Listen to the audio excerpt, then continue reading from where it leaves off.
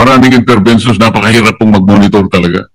And I think even the Secretary siguro halos hindi na natutulog para lamang makita niya talaga ng lahat ng ito ay napupunta sa dapat mapuntahan. At makita niya rin na nagkakaroon ng bunga yung kinapuntahan ng mga pera and services and interventions na nababanggit lahat dito. So dire-diretso po sa pamilya. Wala pong corruption yun eh. Zero corruption.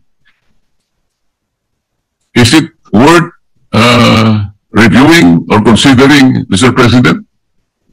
Definitely, Mr. President. The Secretary said they will study it, and even this representation as Chairman of the Committee on Energy, I have mentioned to His Honor that we are very happy to study that measure. It sounds like a very positive measure that would really benefit the Filipinos. Thank you.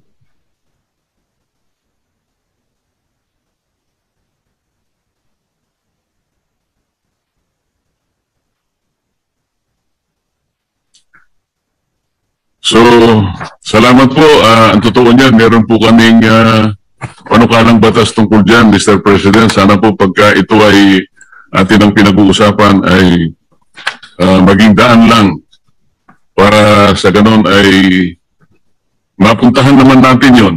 Baka sakaling ito po yung hinahanap nating sa milagro na ginamit po ng China, Mr. President. Kasi po sa ngayon, napakahirap po talaga. Yun lang pong paghingi ng nagkataon po kasi na ang dami pong binaha.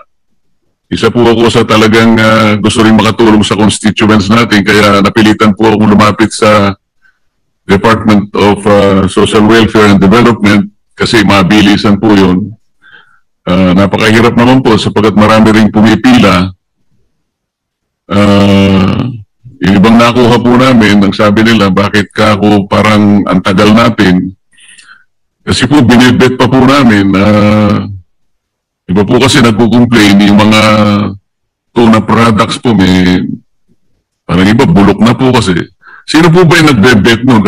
Pati nga po yun, yung pagre-repack lang, isipin po natin, napakalaking organization ang kakailanganin nyo. Bibili kayo, magpo-procure kayo, i-repack natin.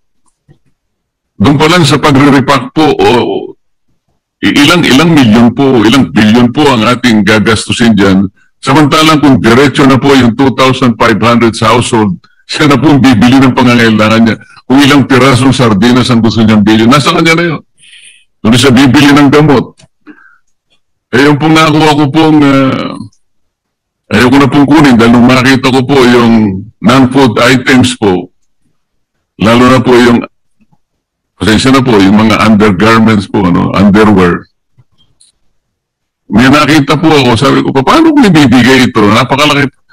Sa size po ng Pilipino, palagay ko po, wala pong makapagsusuot nun eh. Siguro po kung yung mga wrestler po, pwedeng isuot po nila yung, iba po naman napakasikip. Yung iba naman po napakadipis. So, sino po ba yung, so, ito lamang po eh. Ayaw ko na pong bumatid o bumase sa ganitong mga pagtatanong. Pero doon pa lang po malaking problema na eh. Yung procurement lang po, intervention lang po ito eh. Para bumili ka, i-repack mo at ipamigay mo, ilagay mo po sa mga bodega. Ang dami pong organization, ang daming effort, ang daming man-hours, ilang pong tao ang gaganap nito. Kaya po siguro hindi nagiging masyadong effective kahit na napakaganda po ng programa. So salamat po, Mr. President. Naihayag ko po yung maaring alternative na pwede natin gawin. Salamat, Secretary Rex, pagtulong mo sa ating mga kababayan kahit na mahirap, talagang ginagampanan mo pa rin ang tungkulin mo. Maraming salamat po, Madam Chair and Mr. President.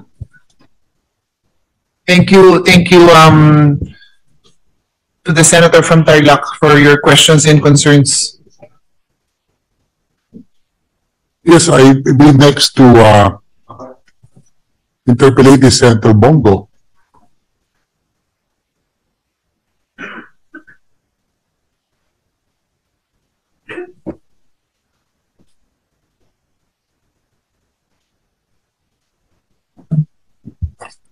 Mr. President, good sponsor and to the DSWD led by Secretary Rex Gatchalian. Magandang hapon, gabi na po sa inyong lahat. Mr. President, taon-taon nananawagan tayo sa DSWD na huwag pong pahirapan ang mga mahirap nating kababayan. Yan naman po ang mandato ng DSWD na yan pong ahensya na dapat na tumulong talaga sa mga nangangailangan. Ang tunay na pagmamalasakit, walang pinipili, walang pinapaboran at walang halong politika. Recently, a bill was sponsored here in the Senate to eliminate discrimination in the provision of medical and financial assistance. Ayaw nating mahaluan ng politika ang pagbibigay ng ayuda. Sabi nga nung bago mag-eleksyon, bumabaha ng ayuda, pero ngayong tapos na po eleksyon at sunod-sunod na po ang kalamidad, parang bumabagal po ang pagbibigay ng ayuda. May we know from the good sponsor, how sure is the DSWD na hindi nagagamit po sa politika ang programang inyong ini-implementar? Actually, Mr. President, tuloy-tuloy naman po ang pag-deliver ng services according to the Secretary. In fact, yung utilization nila is almost 100% and they are already asking for additional funding because nga dahil sa mga sunod-sunod na nangyari, marami talagang nangangailangan. Salamat. Full support naman tayo sa DSWD ever since, even during the previous administration. Talagang nakatutok tayo dito sa DSWD. Malaking tulong po ito, lalong-lalo na sa mga walang-wala nating mga kababayan. At ayaw ko na po habaan since medyo mahaba na po yung araw ng ating sponsor. Ito pong AIX program was established in 2014 with a noble intention of providing immediate and necessary support to those affected by calamities and sudden hardships. Financial assistance po ito para sa Pilipinong in crisis. Klaro naman po, assistance to individuals in crisis situations. Pahingi na lang po ako ng kopya, no? How much was already utilized, kung 100% na po ang utilized nyo. Can the DSWD submit a written report on the utilization of AIX? Nagagamit pa rin ba ngayon ang AKAP sa pagbibigay ng ayuda sa mga nasalanta ng kalamidad? How much is still unutilized? At meron pa bang educational assistance ang DSWD? Tuloy-tuloy pa rin ba ito hanggang 2026? Ano bang kaibahan nito sa scholarship programs ng DepEd at ng CHED? At napansin ko sa sobrang daming naghihingi ng assistance, sobrang haba ng pila, ang claimant may pila ng ilang oras para makakuha ng assistance. Meron bang action ng DSWD para mabawasan ang sobrang haba ng pila?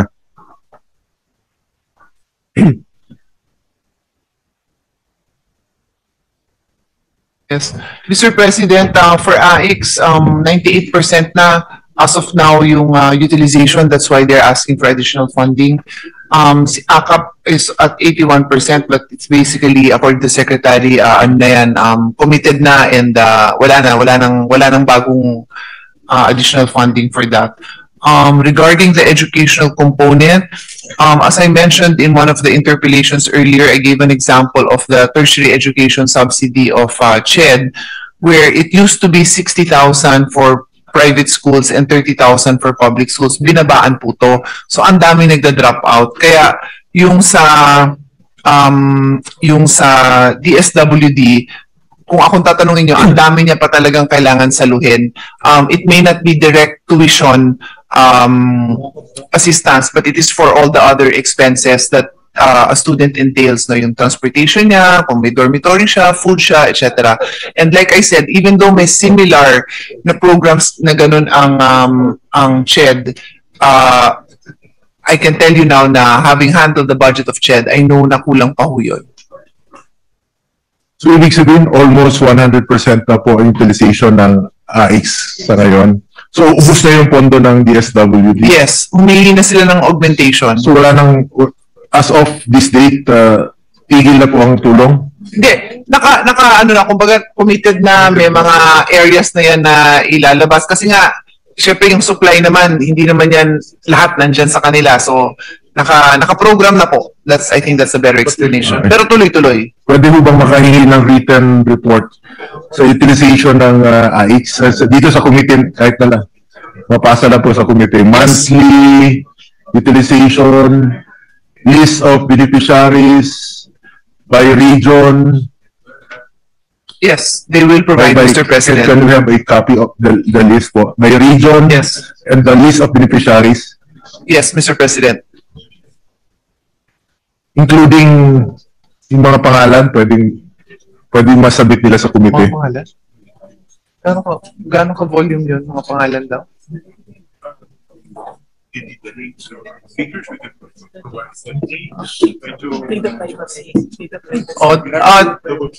Yan. Hindi po tayo sure kung yung names pwede ibigay because of the Data Privacy Act. Kaya check nga nila. Sabi ko kaya nga sagot ko, hindi tayo sure kung may bibigay. They will check. Pakisite na lang po yung reason kung hindi pwede ilagay.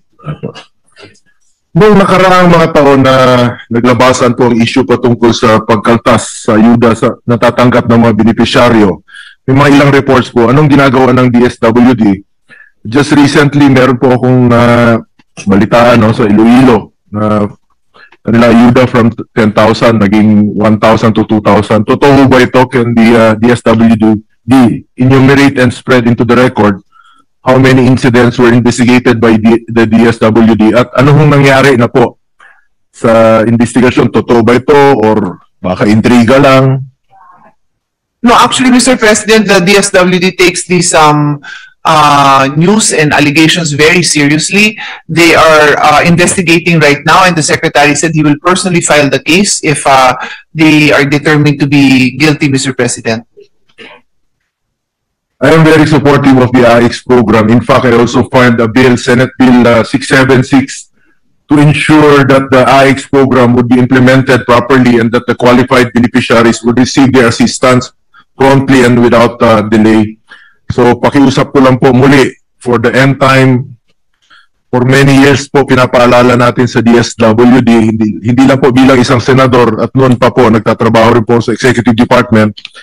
At bigyan niyo po ng prioridad talaga yung mga mahirap. Huwag pong magamit po ito sa politika, lalong-lalo na po sa mga biktima ng kalamidad. Minsan, napapansin natin na medyo matagal yung response sa kanila. Kaya kahit saan na lang sila nananawagan, ako mismo pinupuntahan ko yung mga areas ng disaster areas na tinamaan ng bagyo. Sana po mabigyan po ito ng prioridad. Ito naman po sa another program now. In 2024, the DBM released 16.9 billion to the DSWD under the Strengthening Assistance for Government Infrastructure and Social Program or SAGIP program. Saan po na programa ito ginamit? Yung inirelease po sa DSWD, what is the status of the utilization of this? Nagkulang ba ang pondo noong 2024? Kaya nag-request sila sa DBM. At ito na rin ho ba ang ni-request nyo for this year since sabi nyo, as of this date, November, ubos na yung pondo ninyo? Question is kung dito, saan galing ang funding na nire-request? Noong 2024, nag-release po ang DBM ng 16.9 to the DSWD under the SAGIP program. Yes. Am I correct? 5 billion was used for AIX. Hindi 16.9? Hindi po 16. Kindly correct me if I'm wrong. Anong amount po na-release noong 2024? The one I have is 5. Checking for 16.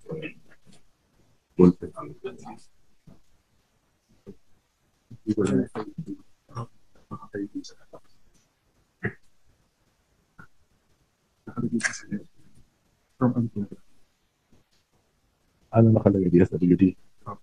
Ang nasa record nga po, sir, is 5B, Mr. President. For AIX. Yes. But for the DSWD department, magkano na-release? From an program? Yun nga, 5. 2024. Oh, ang alam lang nila is 5B. So double checking on the figures, but pareho kami sa record namin na galing din naman sa kanila, 5 billion. Okay, check na lang po kung hindi ba 16.9 billion ang na-release under the ang program funds, no? Or SAGIP program ng